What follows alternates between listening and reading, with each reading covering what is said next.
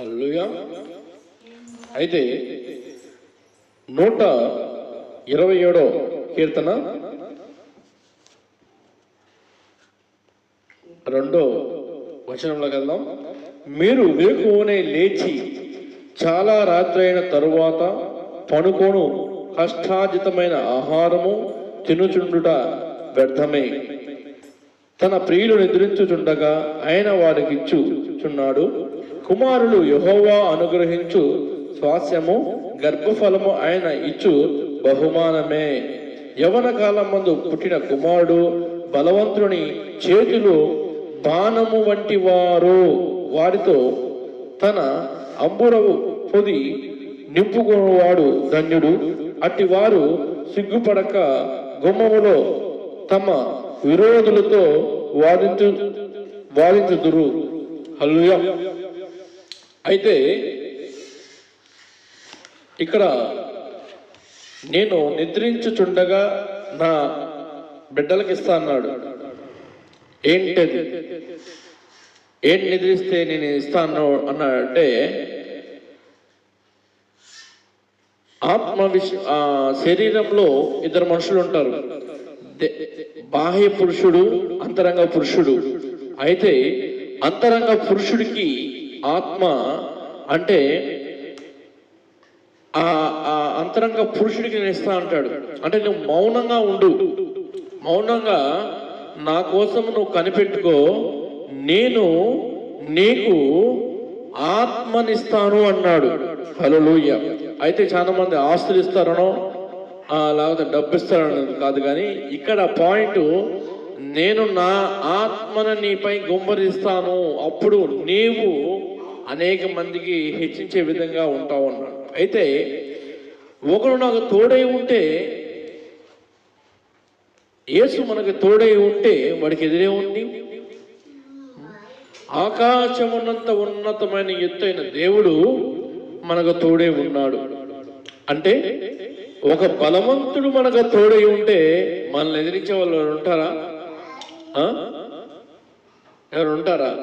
అయితే నేను అంటాను, ఒక జ్ఞానవంతుడు తోడే ఉంటే ఇంకొక జ్ఞానవంతుడు వచ్చినప్పుడు వీడు జంప్ అయిపోతాడు.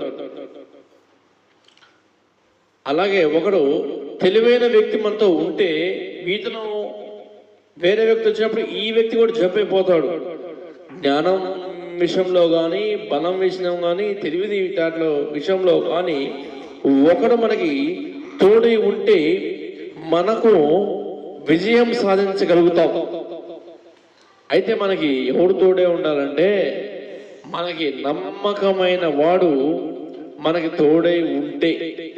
నమ్మకమైన వ్యక్తి ఎవరు, మనుషులు ఎవరు నమ్మకమైన వాళ్ళు కారు నాకు తెలిసి. అయితే మనకు దేవుడు తోడై ఉండాలి, ఉంటేనే ఈ కార్యాలు జరుగుతాయి. ఎందుకంటే నూతనంగా మనం ముందుకు వెళ్ళాలి అంటే ఆయన శక్తి మనకి అవసరం. యెహోవాకి అసాధ్యమైనది ఏదైనా ఉందా? లేదు. యెహోవాకి అసాధ్యమైనది అంటూ ఏదీ లేదు. కానీ మానవుడు ఆయనంతగా ఇప్పుడు ఎట్లా ఉందో తయారైందంటే, మనుషులు దేవుణ్ణి కంట్రోల్ చేయాలనుకుంటారు, కానీ దేవుడు మనుషుల్ని కంట్రోల్గా పెట్టాలంటే అట్లా లేరు. మనుషులే దేవుడిని కంట్రోల్ చేయాలనుకుంటాడు. అప్పుడు నువ్వు దేవుడు అవుతావు, కానీ ఆయన దేవుడు ఎందుకు అవుతాడు? ఇది నా ప్రశ్న.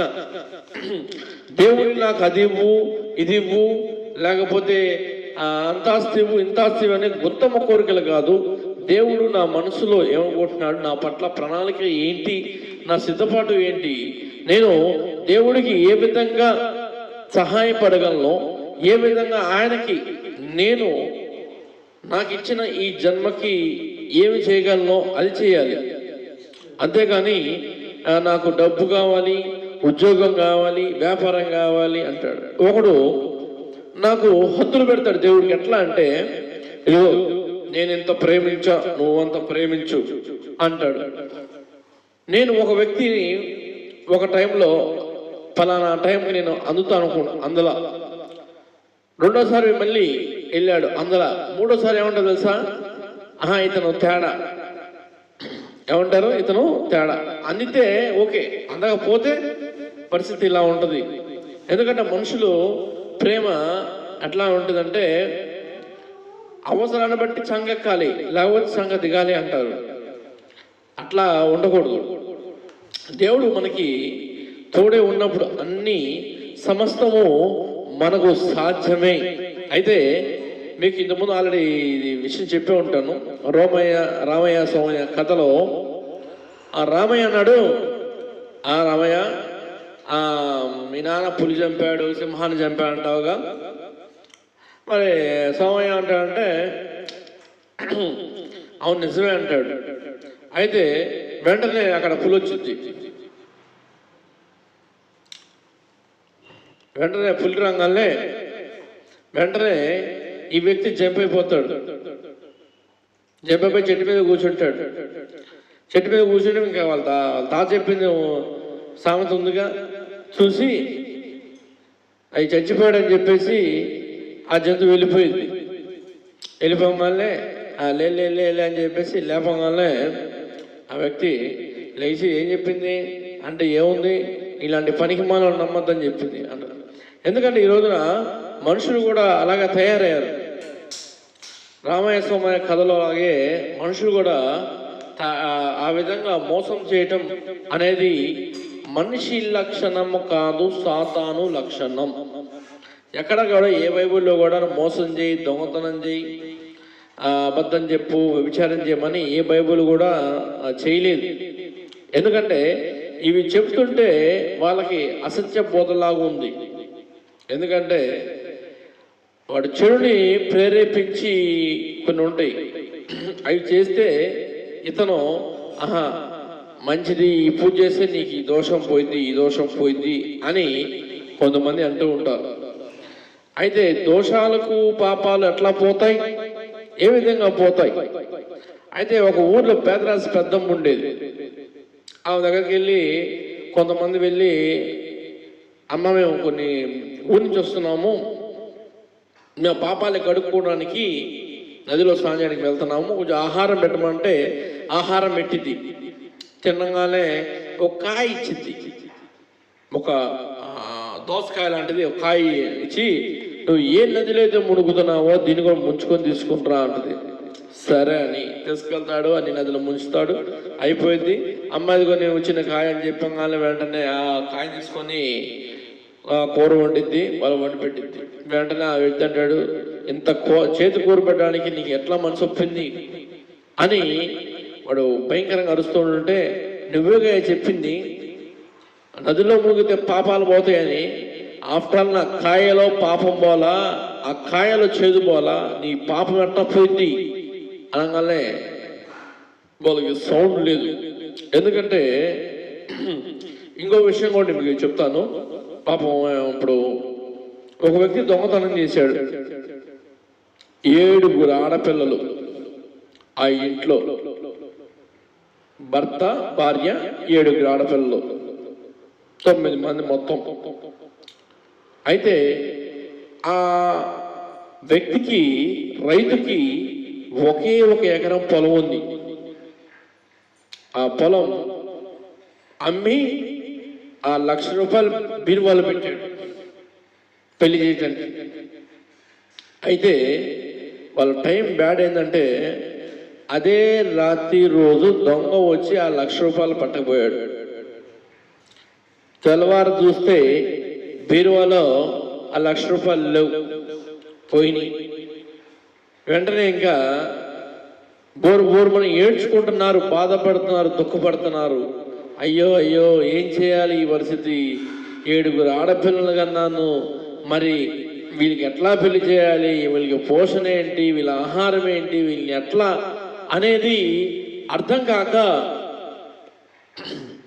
నాకు ఇంకా చావే శరణ్యం అనుకొని వాళ్ళకి ఏ కూర అయితే, ఏ పదార్థం అయితే తినకుండా ఆ పదార్థం తెచ్చి దాంట్లో విషం కలుపుకొని తిని చనిపోయారు.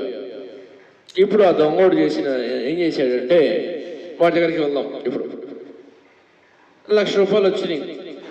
₹1,00,000లో 20,000 అన్నదానం చేశాడు. 20,000 అన్నదానం చేశాడు. 30,000తో తన పాపాలు పోతాయని తీర్థయాత్రగా పోయాడు. 50,000 రూపాయలు తీర్థయాత్రలకి అన్నదానానికి ఖర్చు అయిపోయినాయి. ఇప్పుడు చెప్పండి, వాడి పాపం పోయిందా ఉందా? వాడంతా ఖర్చు పెట్టాడు కదా, ప్రయాసపడ్డాడు, చేశాడు. పాపం ఉందా పోయిందా? ఇప్పుడు జనం చేస్తుంది కూడా అదే. ఈ పాపానికి ఈ పరిహారానికి ఇదిగో ఈ పూజ, ఆ పాపానికి పరిహారానికి ఆ పూజ అని చేస్తూ ఉంటారు. ఇదేంటంటే, నేను యేసుప్రభు దగ్గర వెళ్ళేటప్పుడు అన్ని దేవతలకు ఇష్టమైన ఆహారం మనం తీసుకెళ్తూ ఉంటాం జనరల్గా. అయితే ఇతనికి ఏది ఇష్టమో అని కనుక్కొని తీసుకువెళ్దాం అనుకున్నాం రోజు. కానీ అప్పుడు నాకు తెలిసింది ఏంటంటే, నువ్వు పెట్టే పదార్థాలు నువ్వు నెత్తి మీద రంగు పూసిన ఎంటికలో ఈ కాదు దేవుడు అడిగేది. ఈయనకి ఇష్టమైంది ఏందని తెలుసుకున్నప్పుడు, ఓహో ఈయనకి ఇష్టమైంది నువ్వు మారు మనసు, పశ్చాత్తాపం, ప్రేమ. నీ పాడైపోయిన నీ పాడైపోయిన హృదయం నాకు దాన్ని బాగు చేస్తా అంటాడు. ఈ లోకంలో కారును బాగు చేసేవాళ్ళు ఉన్నారు, విమానాన్ని బాగు చేసేవాళ్ళు ఉన్నారు, బ్రిడ్జిని బాగు చేసేవాళ్ళు ఉన్నారు, బిల్డింగ్ బాగు చేసేవాళ్ళు ఉన్నారు. కానీ మన హృదయాన్ని బాగు చేసేవాళ్ళు ఎవరున్నారు అంటే మన సృష్టికర్త మాత్రమే. ఆయన మాత్రమే మన హృదయాన్ని, మన తలంపుల్లో ఆలోచనని మార్చేది. ఆయన గొప్ప కార్యాలు, ఆయన గొప్ప తలంపుల ఆలోచనలు తప్ప మరి ఏది మార్చవు. నిన్ను నిత్యత్వానికి నేను తీసుకువెళ్ళాలి అన్నా ఆయనకి నువ్వు లోబడాలి. నువ్వు కనెక్ట్ అయితేనే నీ కలెక్షన్ దేవునికి నీ హృదయాన్ని కనెక్ట్ చేస్తేనే అక్కడ ఆయన తలుపు తెలుస్తుంది. అయితే యేసుప్రభు రాత్రంతా మోకాలు తండేసి ప్రార్థన చేస్తాడు. ఏం ప్రార్థన చేస్తాడు ఏంటని అర్థం కాదు. మహా అయితే ప్రార్థన అరగంట గంట చేస్తాం. అప్పటికి అడగాల్సినవన్నీ అడిగేస్తా ఉంటాం, ప్రభు అది ఇది అది. అయినా అంతసేపు ప్రార్థన ఏముంది అంటే ఆత్మల కొరకు ప్రార్థన. అన్ని భక్తులు ఉన్నారు, వాళ్ళు ఈ గుంతమ్మ కోరికలు అడగరు వాళ్ళ సొంతంగా. కానీ వాళ్ళు చేసిన పని ఏంటంటే ఆత్మల ప్రార్థన చేసేవాళ్ళు. ఫలానా ఆ వ్యక్తి రోగంతో ఉన్నాడని ఎట్ట తెలిసింది దేవుడికి? ఫలానా ఊర్లో దెయ్యాలు పట్టి ఉన్న వ్యక్తి ఉన్నాడని ఎట్లా తెలిసింది? అక్కడే ఆ టయానికి అక్కడ ఉంటాడని ఎలా తెలిసింది అంటే, రాత్రి పూట తండ్రితో మొరపెట్టుకొని ప్రార్థన చేస్తే అప్పుడు వెంటనే ఆ తండ్రి దగ్గర పొందుకున్న ప్రార్థన చేసే ఆత్మతో పలాంచాడుగా వెళ్ళు, అక్కడ నశించిపోతున్న ఒక వ్యక్తి ఉన్నాడు, అతని ద్వారా నువ్వు ఒక ఆత్మని రక్షించిన వాడు అవుతాను చెప్పగానే వెంటనే రాత్రిపూట ప్రార్థన చేయగానే ఏ దగ్గరికి వెళ్ళాలి, ఎటు వెళ్ళాలని లిస్ట్ అంతా వచ్చేసింది యేసుప్రభుకి. అందుకని ఆలస్యం చేయకుండా వెంటనే టకటక కార్యం చేసి అక్కడ గంటల నుండి సోది ముచ్చట పెట్టుకోకుండా టకటక వెళ్ళిపోతూ ఉంటాడు. కారణం ఏంటంటే అక్కడ ఆత్మ ఏ మనిషినైతే రక్షించాలో రక్షించి వెళ్ళిపోయాడు. అంతేగాని అక్కడే గంటలు వాళ్ళని నాకు చేజేలు కొడతారా, దండాలు పెడతారా, లేకపోతే మోసుకెళ్దాం, లేకపోతే గణపడతా, ఈ కాదు. నువ్వు ఎంతసేపు దేవునికి స్తుతిస్తావు, ఎంతసేపు దేవుడు ప్రార్థన చేస్తావు, ఆ ప్రార్థన శక్తి నీలో, నీ ఇంట్లో ప్రార్థన ధూపం ఉండాలి. ఎవరి ఇంట్లో అయితే ప్రార్థన ధూపం ఉంటుందో, ఎవరి ఇంట్లో అయితే 2-3 ఏకీభవిస్తారో వాళ్ళ ప్రార్థన దేవుడు వింటాడు అన్నది చెప్తుంది వాక్యం. అయితే చిన్నపిల్లల ప్రార్థన కూడా ఆలకిస్తాడు. ఏమీ తెలియదు, ప్రార్థన తెలియని వ్యక్తులతో కూడా దేవుడు దర్శనంతో ద్వారా మాట్లాడుతూ ఉంటాడు. ఆయన మాట్లాడే దేవుడు. ఒకసారి మనం ప్రార్థన చేసి వచ్చేస్తూ ఉంటాం, ఆయన ఏదో నీతో మాట్లాడాలని ఉంటాడు. సేపు ఉండమ్మా అంటే ఉండవు. ఏదో నువ్వు చెప్పాల్సింది ఏదో రోజువారీలాగా టైం టేబుల్ ఉంటుంది కదా, ఆ టైం టేబుల్ ప్రకారం చెప్తావు, నాకు అది కావాలి ఇది కావాలి అనేది. ఆయన ఏం చెప్తాడో నువ్వు వినవు, వెళ్ళిపోతూ ఉంటావు. అయితే నీ ఎట్లా ఉంటుంది అంటే వన్ వే ట్రాఫిక్లా ఉంటుంది. ఇప్పుడు ఎయిర్టెల్ ఫోన్ చేసినప్పుడు వాడు చెప్పింది మనం వెంటనే, కానీ మనం చెప్పింది ఏమో అర్థం కదా వాళ్ళకి. అట్లా దేవుడు మాట్లాడదాని అనుకున్నప్పుడు నువ్వు మాట్లాడవు, లేచి వెళ్ళిపోతావు. వద్దు, సైలెంట్గా ప్రశాంతంగా కూర్చో, సైలెంట్గా కళ్ళు మూసుకొని దేవుని స్తుతించు. వెంటనే ఆయన ఏం మాట్లాడతాడో, ఆయన స్వరం వినపడుతుందా లేదా అని కనిపెట్టగలిగితే నువ్వు ప్రార్థనలో విజయం సాధించిన దాని అవుతావు, విజయం సాధించిన వాడి అవుతావు. అలా చాలా మంది కనిపెట్టకే ఎట్లా ఉండే పరిస్థితి, నువ్వు ప్రార్థన చేసుకునే శక్తి నీకు ఉన్నప్పటికీ ఎవరి దగ్గరకు వెళ్ళి భాషగా చేయండి నా చేత ప్రార్థన చేయండి అని అంటారు. అంటే నా దృష్టిలో ప్రార్థన చేయించుకోకూడదు అని కాదు, చేయించుకో. కానీ నువ్వు ఏ స్టేజ్లో ఉన్నావు ప్రార్థనలో, ఒకవేళ ప్రార్థన చేసే స్టేజ్లో ఉన్నావా, నువ్వు చేయించుకునే స్టేజ్లో ఉన్నావా? అయితే చేయించుకునేటప్పుడు ఆయన ఎలా చూస్తాడు తెలుసా? పసిబిడ్డ వలే చూస్తాడు. అంటే ఏమీ తెలియని చిన్నపిల్లలు ఉంటారు, ఇడ్లీ ఉప్మా మాత్రమే తింటారు, అన్నమించి తినరు. నువ్వు బిర్యానీ పెట్టినా తినరు, పరలోకం నుంచి బిర్యానీ వచ్చినా తినలేరు. ఎందుకంటే నీకు కొత్తలో ఉన్నప్పుడు ఆ చిన్నపిల్లలకి అవి మాత్రమే పెట్టాలి, లేకపోతే ఎక్కదు. అలాగే నువ్వు కూడా అనేక మంది నువ్వు ప్రార్థన చేయాలి. ఎప్పుడు చూసినా ఆయన మోచెల్ని తాగాలటం కాదు, నువ్వు బలపడి నువ్వు ముందుకు వెళ్ళి వాళ్ళకి ప్రార్థన చేస్తే, నేను చేస్తే ప్రార్థన కార్యాలు జరుగుతాయి, ఆయన చేసే కార్యాలు జరుగుతాయి కాదు, నువ్వు మనసు పెట్టి కార్యాలు చేసే కార్యాలు జరుగుతాయి. ఆయన అంత పెద్ద పెద్ద ప్రార్థన చేయబడి జస్ట్ చిన్న ఒక ప్రార్థన చేసి ముగించేస్తాడు.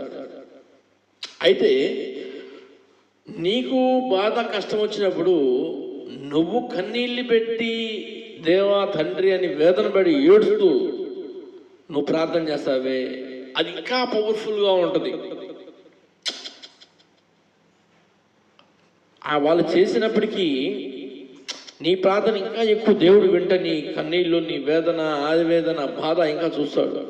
ఎట్లా అంటే ఒక కూరలో తయారు చేసేటప్పుడు అన్ని పదార్థాలు వేస్తాం, అన్నీ వేసి పప్పులో కలిపి సంబంధించి అన్నీ వేసినప్పుడు కూర చేసి వచ్చింది. ఇది మన ప్రార్థన. పాస్టర్ గారి ప్రార్థన అంటే జస్ట్ కూరలో తాలింపు ఉంటుంది చూసారా, అట్లా తాలింపు లాంటి ప్రార్థన. అంటే కూరలో తాలింపు ఉంటే టేస్ట్ ఉంటుంది, కానీ ఉట్టి తాలింపు తినగలవా? తినలేవు. అలాగే నీ ప్రార్థన ఉండాలి. కూర చేసేటప్పుడు నీ ప్రార్థన ఎలా ఉంటుందో అలా చేసిన తర్వాత ఆయన ముగింపులో జస్ట్ కొద్దిగా ప్రార్థన చేస్తాడు. అప్పుడు నీవు చేసిన దానికి ఆయన చేసిన దానికి కరెక్ట్గా సింకేది, కార్యాలు జరుగుతాయి. ఇది ఒక విశ్వాసం నువ్వు కదిలించాలన్నా, ఒక వ్యక్తిని నువ్వు రేపాలి అంటే నీ మాటలు, నీ క్రియలు, నీ ఆలోచనలను చూసి నిన్ను ఓహో ఈ వ్యక్తి ఇలా ఉన్న వ్యక్తి ఇలా ఉన్నాడని చెప్పేసి జస్ట్ నేను ఫాలో అయిపోతావు. ఈ దేవుని సేవకుడు ఎవరైనా సరే ఇతను కరెక్ట్ మనిషి, ఇతనిలో ఏ తేడా లేదు, ఏ లోపం లేదు అని ఆ వ్యక్తి ఎప్పుడైతే తెలుసుకుంటాడో ఇంకా 100 మంది ఎవరు వచ్చి అడ్డు చెప్పినా సరే ఇంకా ఆ వ్యక్తిని నాగడం ఆపలేరు. ఇక నువ్వు ఎవరు ఎన్ని చెప్పినా సరే ఆయన ఫాలో అవుతూ నీ దగ్గరకు వచ్చేస్తూ ఉంటారు.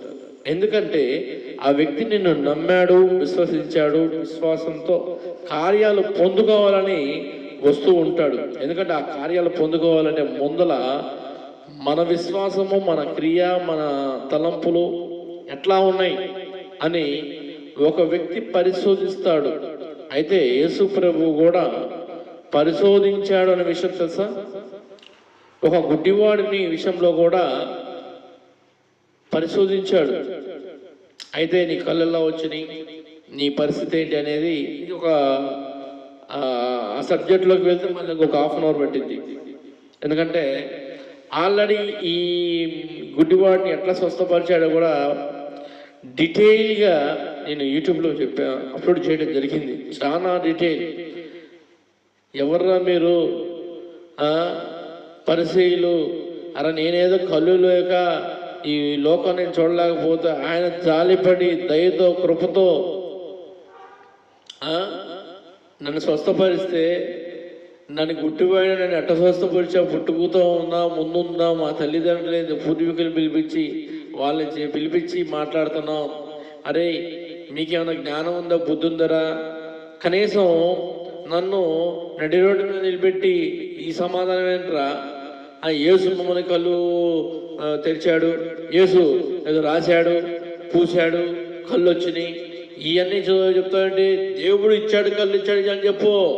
ఇప్పటికే యేసు ప్రభు అనేక మాటలతో మాకు బుర్రంతా హీటెక్కిపోతున్నాయి. మళ్ళీ నువ్వు ఒకడు తయారయ్యావు, యేసు ప్రభు దేవుడని, నన్ను స్వస్థపరిచాడని, కళ్ళు ఇచ్చాడని అంటే వాడు మనసులో అనుకుంటాడు, ఒరే మీ గోలేంద్రా, ఆయన ఏదో జాలిపడి నన్ను చూసి కర్ణించి కళ్ళిస్తే, అరే కళ్ళు ఇచ్చిన చూడలేదురా, మీరేంద్ర నిలబెట్టి ఎంత విధంగా నన్ను శోధిస్తున్నారు, మాట్లాడుతున్నాడు. అదే ఆ వ్యక్తికి చిరాకు పుట్టి, నువ్వు వద్దు నీ వద్దుప, అవసరమైతే ఇంకో కూరేసలు బతికేస్తా అని వదిలేసి వెళ్ళిపోతా అంటాడు. అప్పుడు యేసుప్రభు ముందుకు వచ్చి, అప్పుడు నా కళ్ళు ఇచ్చిన వాళ్ళు చూడలేకపోయానంటే, నీ కళ్ళిచ్చింది నీ ఎదుటే ఉన్నాడు అనగానే వెంటనే సాగిలి పడిపోతాడు. వెంటనే కన్నీళ్ళు వచ్చేస్తాయి. ఎందుకంటే ఆ వ్యక్తి అలాగే ఉన్నాడు, కళ్ళిచ్చిన వ్యక్తి ఎట్లా ఉన్నాడు అనే పరిశీలించినప్పుడు నీ ఎదుటే ఉన్నాడయ్యా అనగానే ప్రభువా అని సాగలిపడి నమస్కారం చేస్తాడు. ఈ విధంగా ఈ సబ్జెక్టు ఆల్రెడీ యూట్యూబ్లో అప్లోడ్ చేసి చాలా వివరణాత్మకంగా చెప్పాను. అది యూట్యూబ్లోనే అప్లోడ్ చేయడం జరిగింది. ఒక గుడ్డివాడి యొక్క వేదన ఎలా ఉంటుంది అనేది మీరు యూట్యూబ్లో సబ్స్క్రైబ్ చేస్తే మీకు మంచి మంచి ప్రసంగాలు మీకు అందుబాటులో. ఎందుకంటే సబ్స్క్రైబ్ చేసుకోండి, అలాగే లైక్ చేయండి, ఫాలో చేయండి, షేర్ చేయండి. అనేక మందికి వీడియో వెళ్తే అనేక మంది వింటారు. ఎందుకంటే ఈరోజు చాలా ప్రసంగాలు వస్తూ ఉంటాయి. అన్నీ సేఫ్ అయినవి కావు, అన్నీ కొన్ని ఎన్నో విధాలుగా చెప్తూ ఉంటారు. కొంతమంది వినండి, తప్పులేదు. అన్నీ వింటే మీరు విశ్వాసంలో ఉండలేరు, నిలబడలేరు. దాన్ని బట్టి కొత్తగా ముందుకి వెళ్ళే వాళ్ళని ప్రోత్సహించండి. వాళ్ళ ద్వారా ఏం మాట్లాడుతున్నాడో, కొత్తగా సేవలో వెళ్ళే వాళ్ళు మరి దేవుని పరిచర్యలో మేము ముందుకెళ్ళేటప్పుడు ఆటుపోట్లు వస్తూ ఉంటాయి. మరి వెళ్ళేటప్పుడు ఎన్నో అడ్డంకులు, వేదనలు వస్తూ ఉంటాయి. ఒకవేళ మేము దేవుడితో నడిచేటప్పుడు మాకు ఇబ్బందులు ఉంటాయి, శోధనలు ఉంటాయి, దుఃఖంలో ఉంటాయి, అన్నీ ఉంటాయి. కానీ మేము భయపడం. కేవలము దేవుణ్ణి పనివాళ్ళం మాత్రమే. నడిపించేది మమ్మల్ని యేసు యేసు యేసు. ఎందుకంటే మాది ఏమీ లేదు, మేము జస్ట్ దేవుని సంకల్పంలో మేము ఉన్నాం. ఆయన మాట్లాడమంటే మాట్లాడుతున్నాం. ఆయన ద్వారానే మేము ఈరోజు మాట్లాడగలుగుతాం తప్ప మా శక్తి సామర్థ్యత ఏమీ లేదని నేను మనస్ఫూర్తిగా చెప్తున్నాను. ఇది దేవుడి ఆత్మశక్తితోనే నేను మాట్లాడుతున్నాను. అనేక మందికి ఈ వీడియో షేర్ చేయండి, సబ్స్క్రైబ్ చేసుకోండి. దేవుడు మీ అందరికీ తోడే ఉండును గాక. తండ్రి, కుమార, పరిశుద్ధాత్మ దేవ, నాయనా మా చేత ఎన్నో మాటలు మాట్లాడించావు. జీవితంలో అనేక విషయాల్లో మేము బలహీనమైనప్పటికీ కూడా మమ్మల్ని బలపరిచి నూతనంగా అభిషేకించి మమ్మల్ని ఎంతగా నిలబెట్టి, అయ్యా ప్రభువా నాయనా, మమ్మల్ని వేరుపరిచి ఒక చెట్టుని ఇంకొక చెట్టుకి పోలికలు చాలా ఉంటాయి. మేము మార్కు వేసిన చెట్లువి, మార్కు వేయబడిన చెట్టుకి ఏ బాధ ఉండదు. మేము మార్కు వేసే చెట్లు మమ్మల్ని నేల మట్టికి నరికేసావు. కింద పడేసినప్పుడు వేదన, బాధన అన్నీ మా జీవితంలో కలిగి ఉన్నాయి. కానీ మమ్మల్ని ఎన్ని వేదన మమ్మల్ని వెంట వచ్చినప్పటికీ కూడా మమ్మల్ని ఉన్నతమైన శిఖరాలకి అందచేయడానికి నువ్వు ఎంతగానో కృషి పొందుతున్నావు. మమ్మల్ని ఎంతగానో ప్రయాసపడే విధంగా మాడుస్తున్నావు. అందుని బట్టి వందనాలు తండ్రి. నాయనా ప్రభువా, అనేక కార్యాల ద్వారా మమ్మల్ని ముందుకు నడిపిస్తున్నందుకు వందనాలు. అదేవిధంగా ఈ వాక్యం విన్న ప్రతి బిడ్డని దీవించండి, ఆశీర్వదించండి. నీకు మహిమ, ఘనత, ప్రభావం ఆరోపించుకుంటూ యేసయ్య పూజనీయమైన ఘనమైన అడిగి వేడుకుంటున్నాం తండ్రి. తండ్రి, కుమార, పరిశుద్ధాత్మ నామములో ప్రతి అవసరమును దీవించి ఆశీర్వదించి తోడే ఉన్న బిడ్డలందరికీ సదాకాలము నీ ఆత్మ గుంభరించమని యేసయ్య ఉన్నత నామంలో, పూజ్యమైన నామంలో ప్రార్థించి మిక్కిన వినయంతో అడిగి వేడుకుంటున్నాం. పొందుకొని మేము నీ ద్వారా అనేక ఆత్మను పొందుకోవడానికి సహాయం చేయనుగాక. ఆమేన్.